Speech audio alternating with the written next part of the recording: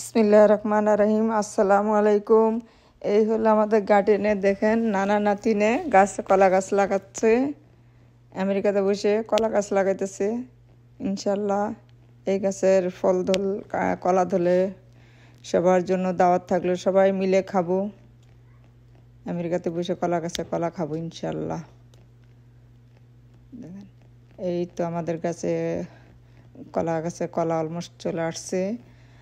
এই এখন হলো 4 মাস পরে আমার হাজব্যান্ডের কলা গাছ পরিষ্কার করে দিতেছে। কলা চলে আসছে, 3 মাস হয়নি কলাটা বয়সটা।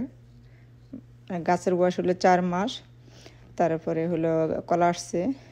এই তো 2 মাসের একটু বেশি হবে। তারপর কলাগুলো পেকে গেলে কলাগুলো পারবো।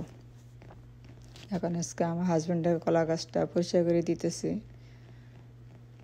কলা পাতার জন্য কলাটা দেখা যাচ্ছিল না।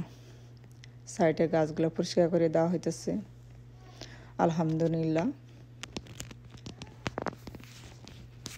দেখতে থাকুন। গাছে কলা পেকে যাওয়ার পরে তারপর কলাগুলো পারবো।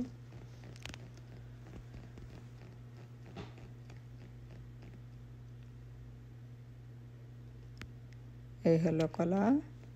এই যে দেখছেন এখনো গ্রিন, কলাগুলো এখনো পাকেনি, একটু হয়েছে, মানে এটা পুরা পোক্ত হয়নি, পুরা যখন পোক্ত। এই তো ইনশাল্লাহ আলহামদুলিল্লাহ কলাগুলো পেকে গেছে। এখন পুরা রেডি। দেখেন গাছেই কলা পেকে গেছে।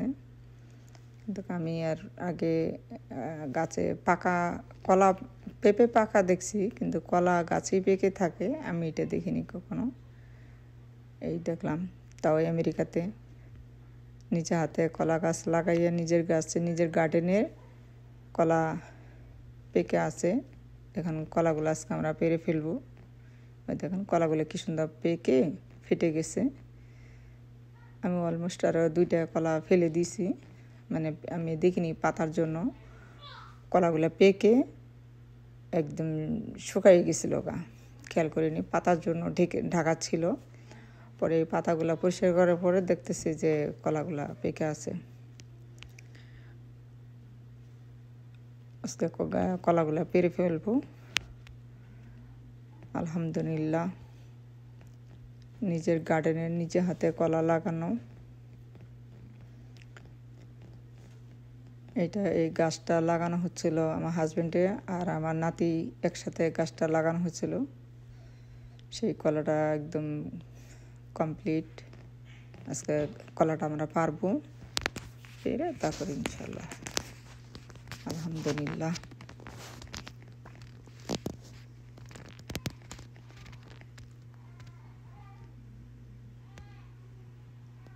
আল্লাহ হাফেজ।